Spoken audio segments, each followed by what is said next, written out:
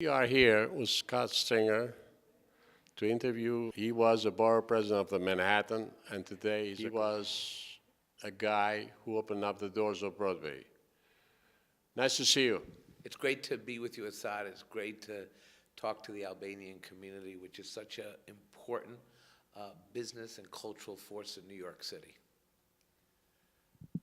Mr. Controller, Mr. Scott Stringer, you've been a friend to Albanian community, and you did so much for us, and that's why we are here on behalf of Albanian community to thank you for what you have done.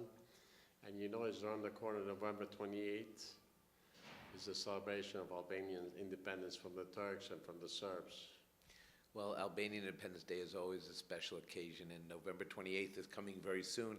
But remember when we celebrated the 100th anniversary at Times Square when I was Manhattan Borough President, and we brought the entire Albanian community around the city from the Bronx throughout the neighborhood. Borough President of the Bronx was there, Mark Jonai was there, so many advocates like yourself and leaders in the community, and we lit up Broadway. All the signs were lit up celebrating Albanian independence, and I think that was very important around the world, because when you celebrate something in Times Square, the whole world knows about it.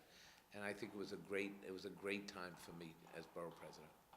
Well, I thank you, and you know something? The credit goes to you, because City Hall closed the doors, and he said, let's open Broadway, where the whole world's seen it. Well, we got it opened, Yeah. and it was a great credit to the people in Times Square and people who wanted to celebrate the community. And look, since that 100th anniversary, so much excitement within the community, so much economic growth. The city is at a point now where we have more jobs, more economic opportunity. This is a city of immigrants, 170 different languages spoken from 200 countries.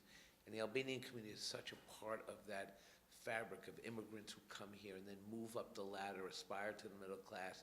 First you work for a business, then you own the business, then you own the building, then you own 5 buildings. And that's the spirit of the Albanian community. We're having some people that are coming into politics too, right? Like Mark Jonai, first elected official. You know, Mark Jonai, I think, made history as the first Albanian state assemblyman. Yes. Ken Bivaraj, who Yes. hails from Manhattan, is an Yes. up-and-coming leader, not just in the Albanian community, but in Manhattan on the Upper West Side. And so when you think about the next generation of leaders in the city, you have to count the elected leaders of the Albanian community. Because they're going to be at the point where we can discuss how we lift people up, new immigrants to the middle class. Part of what we have to think strategically about, and I know as controller, is the finances of the city is so critical, and that's why we need to grow small businesses. That means we need to grow not just in Manhattan, but around the entire city.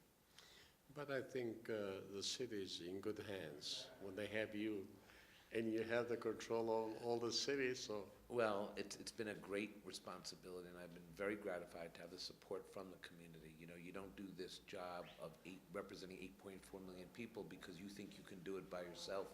You really have to build coalitions and develop relationships. And I've just had a great time getting to know the community over the last few years, whether it's Times Square or, you know, an anniversary celebration in the Bronx.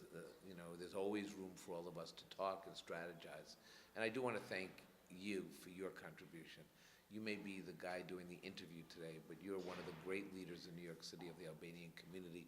You've always spoke passionately about Albanian independence and what it's meant for Albania, but also for New York City. And you've been a confidant, a friend, and a real believer in what your people can accomplish. And I think that's very special. We are very thankful for those kind words, but do you know that you are in the history of Albanian history?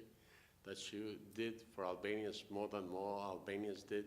You honored so many dignitaries we don't want to mention because the list is so long. The list is long.